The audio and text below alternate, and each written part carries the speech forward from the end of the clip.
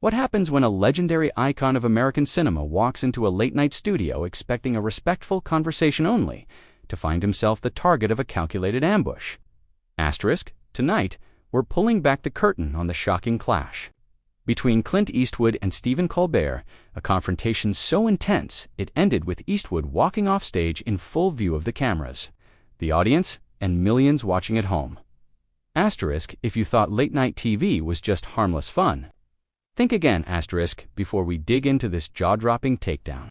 Make sure to subscribe and drop a comment below. Who do you think could hold their ground against Colbert in a real face-off? Because this one, it went off the rails fast. The tension was already simmering beneath the surface as Clint Eastwood entered the set of The Late Show. Asterisk, at 94 years old, the Oscar-winning filmmaker moved with the kind of calm command that only comes with experience spanned decades in the public spotlight. The audience stood and cheered, a wave of admiration that even caught some of the crew by surprise. Asterisk, Colbert stepped forward, arms outstretched in exaggerated welcome. Asterisk, ladies and gentlemen, give it up for the one and only Clint Eastwood. Asterisk, but while the host's voice had its usual upbeat edge, something about the tone didn't sit right. It wasn't enthusiasm, it was set-up energy. Asterisk, as Clint eased into the chair, adjusting his coat with that signature stoicism, Colbert retook his spot behind the desk, rifling through his notes with theatrical slowness. Asterisk, the studio lights burned, brighter than usual, sharper. The shadows they cast weren't accidental. Asterisk, Clint. It's a real honor to have you here, Colbert began, flashing a toothy grin that didn't quite reach his eyes. I mean, most folks your age would be kicking back on a golf course somewhere. But not you. You're still directing, still making waves, or maybe just too stubborn to retire. Asterisk, a flicker crossed Eastwood's face, barely a twitch, but for those who knew his screen presence, it was a clear red flag. Asterisk, well, Stephen, he replied with the same steady drawl we've heard in 100 films. Quitting's never really been my style. Asterisk, Colbert nodded vigorously. Totally. And speaking of things you don't quit, your political takes. You've always had, shall we say, bold views. Want to share any with the crowd tonight? Asterisk, the air tightened. Colbert's question didn't land like curiosity. It landed like bait. Asterisk. I've always spoken my mind, Eastwood replied evenly. Sometimes that ruffles feathers. Asterisk, Stephen leaned in now, elbows on the desk, voice turning sly. Right, like that famous speech. You know, the one talking to an empty chair at the RNC. Iconic stuff. I mean, what was that? Improv. Performance art. Asterisk, the room tensed. The audience, once cheerful, now shifted awkwardly in their seats. Asterisk, Clint's jaw stiffened. It was a spontaneous moment. Sometimes you have to speak plainly in scripted. Asterisk, Colbert raised an eyebrow, plainly. Some saw it as a man arguing. With furniture, honestly, it felt less like plain speaking and more like a ramble from someone past his prime. Asterisk, a ripple of gasps swept through the audience. The jab wasn't subtle, it was a punch in the gut. Asterisk, Eastwood's eyes narrowed. You're twisting what happened, he said, voice lower now. But I suppose twisting the truth is just part of the game these days, isn't it? Asterisk, Colbert's grin sharpened. Whoa, why, I'm not a journalist. I'm a comedian. And to be fair, that chair bit, unintentional comedy gold. Asterisk, Eastwood locked eyes with him. Is that what this is to you? A joke? Because I was told this would be about my new film? Asterisk, Colbert gave a dramatic shrug, flipping his cards again. We are talking about your work, legacy, culture, and hey, like it or not, that moment is part of your story. Now.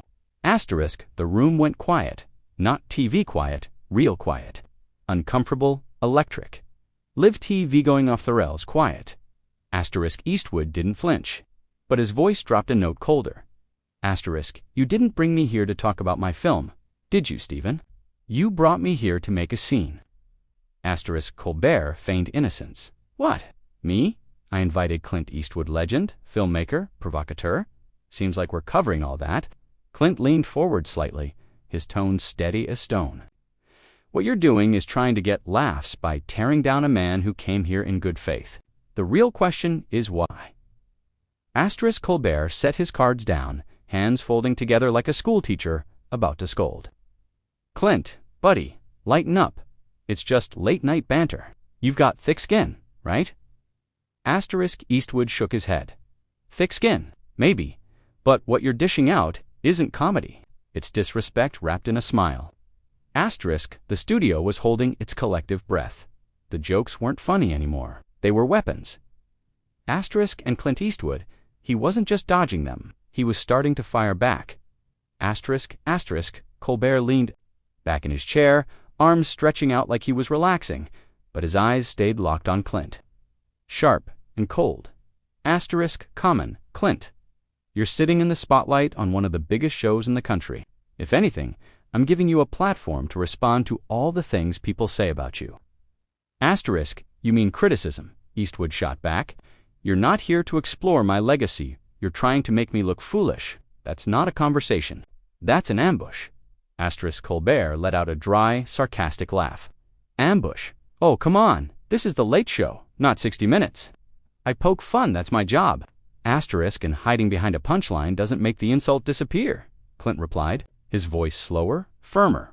Mockery in a tuxedo is still mockery. The crowd was no longer laughing. The tension had thickened. No music, no energy, just the buzz of overhead lights and cameras rolling. Colbert leaned forward, eyes gleaming now. Well, if you're feeling ambushed, maybe we should talk about why. Let's discuss those political figures you've backed, guys who made a mess of voting rights, who stoked division. Doesn't that say something about your values? The audience shifted again. The tone had officially crossed from cheeky into cutting. You could see crew members exchanging glances. This wasn't a gag anymore. Clint's jaw tightened. You're parroting headlines, Stephen Colbert's nuance you clearly haven't bothered to understand. Oh, I understand plenty, Colbert said, voice rising. I understand you've used your fame to back movements and leaders that have done real harm. You stood on stages and gave them credibility. That's not neutral. That's dangerous. You don't know what you're talking about, Clint said, his voice now tinged with a quiet but unmistakable anger. You've never asked what I believe, decided what I believe. That's not integrity. That's performance. Colbert stood up. You want to talk about performance? Let's talk about the chair stunt again. Millions watched you speak to a piece of furniture, and half the country thought it was embarrassing. So why keep pretending it was genius? Eastwood stared him down. Because I said what I felt needed saying. Because I wasn't performing, I was calling out the kind of nonsense you've made a career defending. Colbert's smirk evaporated.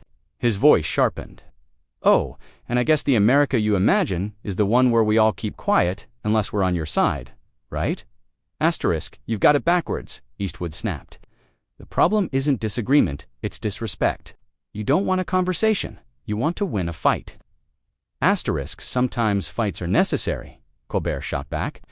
When people like you give cover to dangerous politics, you should be held accountable. You want to hold me accountable? Clint asked, leaning forward slightly. Then do it honestly. Don't smile to my face while twisting the knife. The audience was frozen. No applause, no reaction. Just tension you could cut with a knife. Colbert sat again, eyes locked on Clint, his voice now openly antagonistic. Maybe we're finally seeing the real Clint Eastwood, the one who can dish it out but can't take it when the spotlight gets hot. Clint didn't blink. The real Clint Eastwood? My work speaks for itself. Decades of films, stories that meant something to people. What have you done besides sit behind that desk and shoot down guests who won't play along with your politics? Colbert flushed. What I've done is build a platform that challenges power, that questions hypocrisy. What you've built, Eastwood interrupted, is a bully pulpit masked as comedy. You throw punches, then cry foul when someone punches back. Audience members were now visibly uncomfortable. A few looked toward the exits. A handful pulled out their phones. This was no longer an interview. This was a powder keg. Colbert's voice cracked slightly with rage. Let me guess you think your decades in Hollywood make you untouchable. You stand by candidates who tear this country apart, and we're supposed to thank you for it. Asterisk, you've got no idea what I've done off camera, Clint replied. Coldly, you assume, you accuse, but you don't ask. That's not justice. That's showbiz dressed up like journalism. Asterisk, both men were now standing. Colbert, shorter, tried not to show how defensive he looked. The air between them was heavy, flammable. Asterisk, Eastwood's voice dropped to a near whisper. I've dealt with worse than you, but I've never seen someone so eager to throw away basic decency for applause. Asterisk, Colbert's voice trembled, but he tried to keep control. You've spent years backing Division and now you want to act like the victim. Asterisk, you don't get to define who I am, Eastwood said. Not with headlines, not with sound bites, not with some smug monologue. The two men stood across the desk, staring each other down, neither willing to back off. It was no longer a talk show. It was a standoff. Asterisk. Colbert paced slightly behind his desk, voice louder now. Hands animated. Asterisk. You don't get to walk in here like some untouchable legend and expect to coast past real questions. Your words, your endorsements, they matter. They've caused damage. Asterisk. Clint, still standing, locked eyes with him. You're not asking questions, you're passing judgment. And this isn't journalism. This is you throwing a fit in a suit. Asterisk, you think this is a fit? Colbert barked. How about standing behind politicians who've tried to strip rights from real people? How about propping up policies that leave working families behind while you enjoy your celebrity cushion? Asterisk, you know nothing about my life, Clint, said his tone colder than ever. You know headlines, you know sound bites, but you don't know the people I've helped, the causes I've quietly supported. You're too busy swinging your hammer to see who you're hitting. Asterisk, Colbert's face turned red. I've seen enough. I know you've used your platform to back ideologies that hurt this country.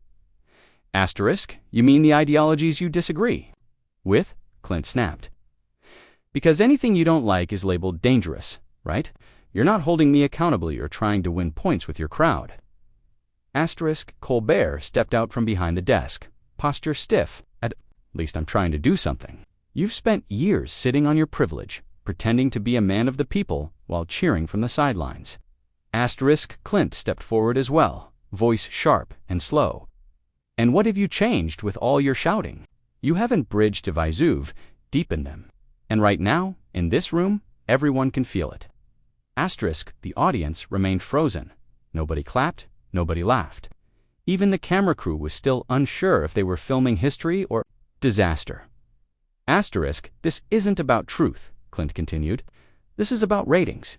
You brought me here for your own agenda. You told me this was about my film, but this was always a setup. Asterisk, you think you're the victim? Colbert hissed.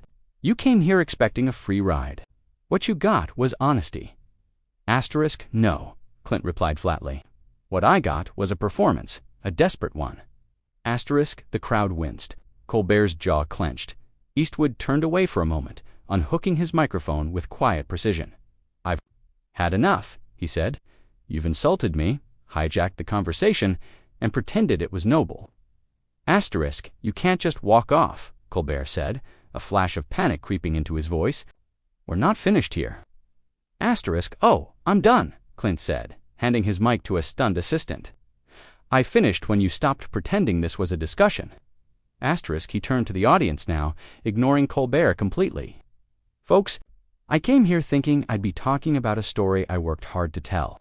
Instead, you watched a man abuse his platform to score cheap political points. Asterisk, Colbert stood frozen, mouth slightly open, unsure how to respond. Asterisk, Clint continued, his voice steady and clear.